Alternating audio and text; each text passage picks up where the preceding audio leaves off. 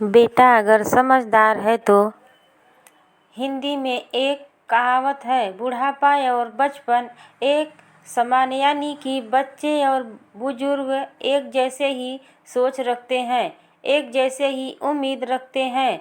बच्चा जब छोटा होता है तो वह किसी वस्तु को पाने के लिए अपने पिता से जिद करता है और उम्मीद करता है।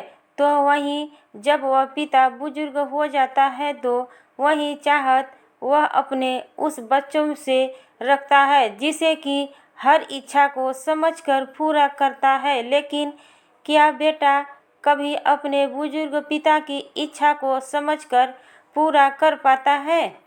देर से सही, बेटा अगर समझदार व्यक्ति है तो वो एक दिन अपने पिता की इच्छा को जरूर पूरा कर देता है, जैसे कि उसके पिता ने किया करते थे, जिसमें एक पिता और पुत्र की बहुत ही खूबसूरत रिश्ते को दर्शाया गया है। रोजाना की तरह आज भी राजीव शाम को ऑफिस से घर लौटने पर घर के बरामदे के बाहर बाइक खड़ी की। बरामदे पर कुर्सी पर बैठे उनके बाबूजी आज भी उसे एकटक नज़र से देख रहे थे। राजीव के एक हाथ में पैक था और दूसरा खाली। राजीव वहीं बरामदे में उनके पास ही खाली पड़ी कुर्सी पर बैठ गया और पूछा, पापा कैसे हो? सब ठीक है ना? पापा ने मुस्कुराते हुए जवाब दिया, हाँ बेटा मैं ठीक हूँ। और तुम? यह सवाल पर राजीव ने भी मुस्कुराते हुए जवाब दिया, हाँ पापा मैं भी ठीक हूँ। राजीव के माँ की पिछले 2 साल पहले देहांत हो चुका था और तब से ही यह काम चल रहा था। जब शाम ऑफिस से राजीव लौटता तो बाबूजी उसे यूं ही बरामदे पर रखी कुर्सी पर बैठे मिलते। ऐसा लगता है जैसे वह राजीव की प्रतीक्षा कर रहा हो और राजीव को एक मासूम बच्चे की तरह गेट खुलने की ही प्रतीक्षा करते हुए मिलते। इसके बाद वह बाहर घूमने चले जाते और वह अपने कामों में व्यस्त हो जाते। यह सिलसिला यूं ही चलता रहा। न जाने एक दिन राजीव को ऐसा लगा जैसे बाबूजी उसकी हाथों को देखते। आखिर क्या देखते हैं उसकी समझ में नहीं आ सका।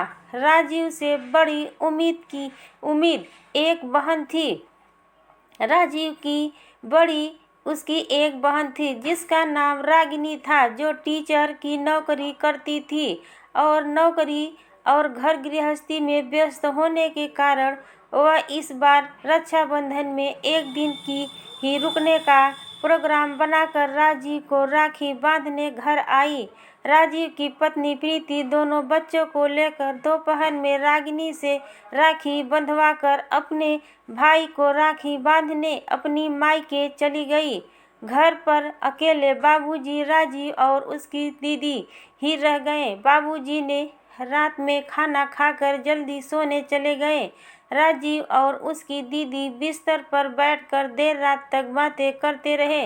रागिनी बचपन को याद करते हुए राजीव बताने लगी कि वैसे कैसे जब बाबूजी शाम को ड्यूटी से वापस आते थे तो हम लोगों के खाने के लिए कुछ ना कुछ जरूर लाते थे और हम दरवाजे पर बैठकर उनका बड़ी ही बेसब्री से इंतजार किया करते थे।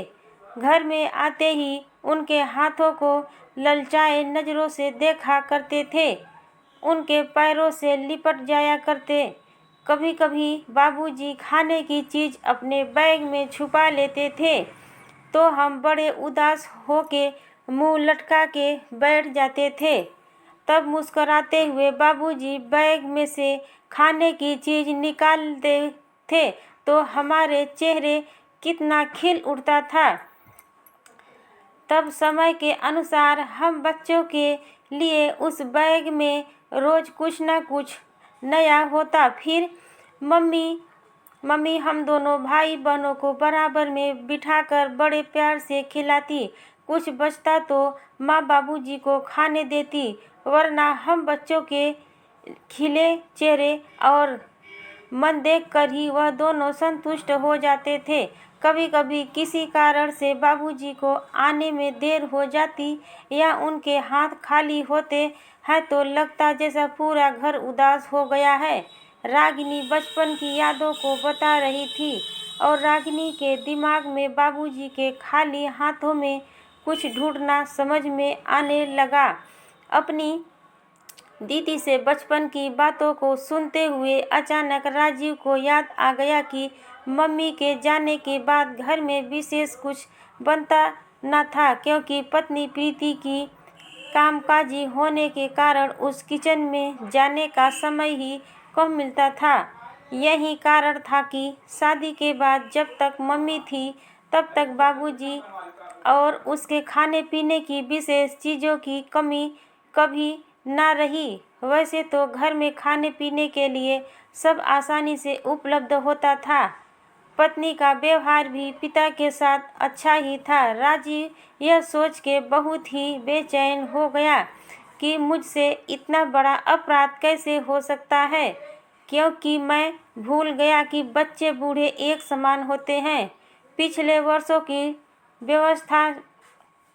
व्यवस्था से मुझे और प्रीति को बच्चे और बाबूजी की छोटी मोटी इच्छा के बारे में कुछ सोचने का मौका ही नहीं मिला। बच्चों के साथ साथ बुजुर्गों को भी लगता है कि वह कोई बाहर से आता है तो कुछ ना कुछ खाने के लिए विशेष मिलेगा ही मिलेगा। राजीव ने अपनी यह मन की बात अपनी दीदी रागिनी को बताई, जिसको सुनकर रागिनी के भी अपने भाई के साथ आंसू बहने लगे।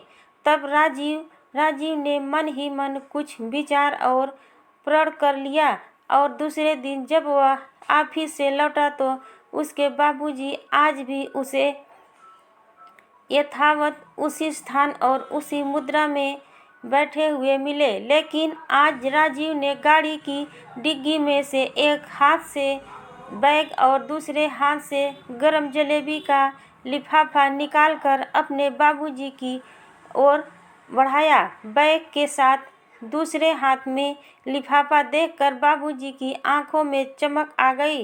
लिफाफा उसके हाथ में देखकर राजीव उसके बाबू में रखी कुर्सी पर बैठ गया। उन्होंने बड़े उत्सुकता से लिफाफा खोला और जलेबी देखकर बाल सुलभ मुस्कुराहट उसके चेहरे पर फैल गई। हेलो दोस्तों, अगर मेरी स्टोरी पसंद आई हो तो मेरे चैनल को सब्सक्राइब कर देना दोस्तों प्लीज़, और लाइक भी कर देना दोस्तों। नमस्कार।